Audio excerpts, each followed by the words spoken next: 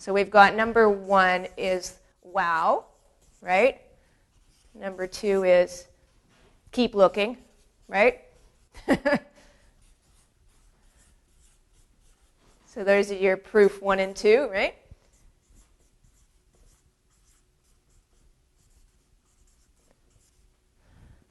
Of our sort of visual essay. And then we've got supporting documentation. So we'll have 2 pieces, and then we might have from 3 to 10 that are supporting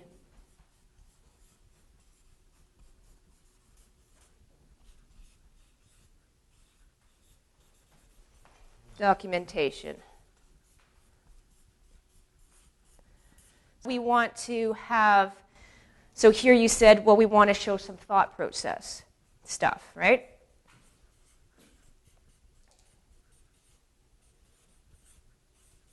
So this is where you would do that kind of thing. So like, for example, in graphics, you're going to have, okay, here are my ideas. You're going to do all that brainstorming stuff. Or maybe for animation, you got storyboard ideas, character developmentation, that kind of thing. So yes, that's an important component. So, like storyboard, brainstorm. Oops, can't spell.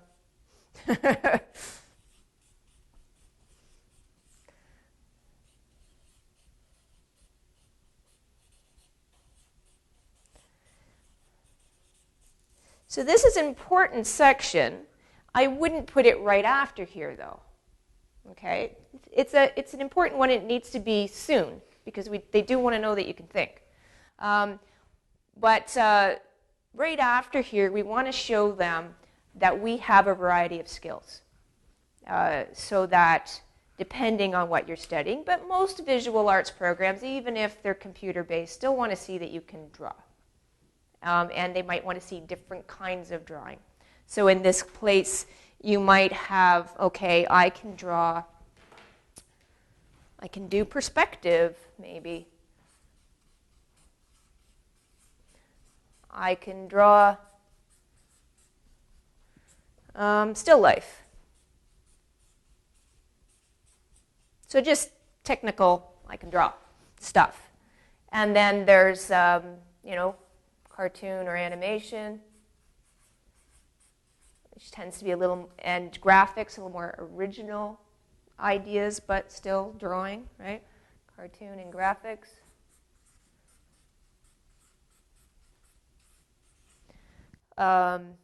And then something that's a visual art that's more creative. They want to see something cool and unique and more material-based.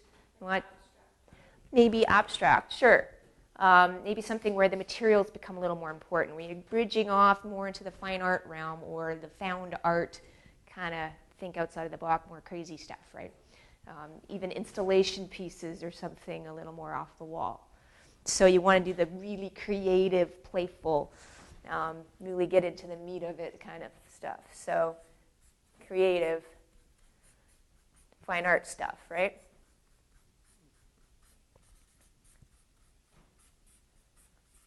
So good idea to, you've got your notes there that I gave you. They don't have all these examples. It might be a good idea to take a couple of notes to remember. One of the interesting things that I learned when I was studying adult education is that we only remember about 10% of what we hear. We remember 20% of what we see and hear. That's why I write it down as well as we talk about it.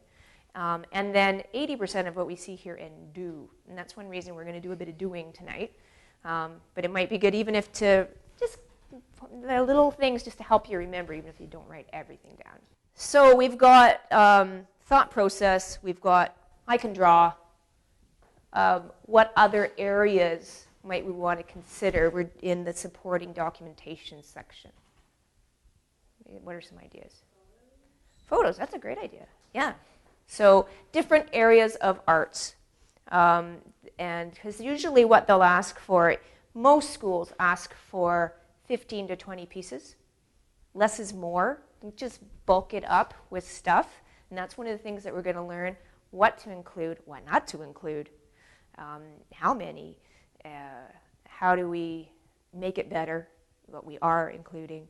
Sometimes students want to put more, thinking it's better. Make sure whatever you put in is really strong. But that it shows a range. They do want to see that you can do a variety of things, right? So that's why we might show some perspective or still life, some more graphic, cartoony stuff, some more really creative stuff, but also other arts like photography. Different media, maybe sculpture, something 3D is a great idea. Some computer art, right? Any other area that's related to what you do or that you've had experience with. It could be maybe you've done some handwork or, who knows, some really cool landscaping, because that's, in a way, it's a visual art too. So in anything that's unique and special about you, you want to include that. Some of the schools want to see even, are you a musician? They want to know who you are. Most of the visual arts programs aren't as interested in that, but for example, Waterloo University for architecture, one of the most sought after architecture programs here, they'd like you to walk in and play a song if you're a musician. So, it seems maybe surprising for an architect, but they're looking to know who you are. So we've got a variety of content. Next, we want to know how are we going to order that content, right? So we've talked about, we got the 2 best ideas, and then we've got our supporting documentation, and then how do you end an essay? We usually end a good essay with another strong proof, right? So you're going to end with a work that's really memorable. So that assuming your work was good enough that they really looked through all of that, and that it's not too much, right? It's just at least one good example of each area or the areas that you're good at, and then finish with something really memorable, maybe something unique about yourself too. I've seen some people do some really cool photos about themselves or self-portraits that really are engaging. And then that statement kind of at the end is, pick me, see, I was the best. So restating the thesis in a way. So that's why you finish with that really strong piece. So our order is, right, 1, wow, 2, wow. And this is towards your area of study, right? As much as you can do, sometimes you just have a piece that's not exactly geared towards, but it's just so good that you have to lead with it or at least have it second. And so towards area of study. And then, right, we've got supporting documentation, right? And then we want to do another wow, right? And that's basically it. So keep the idea of a great essay, and it makes the whole thing less mysterious.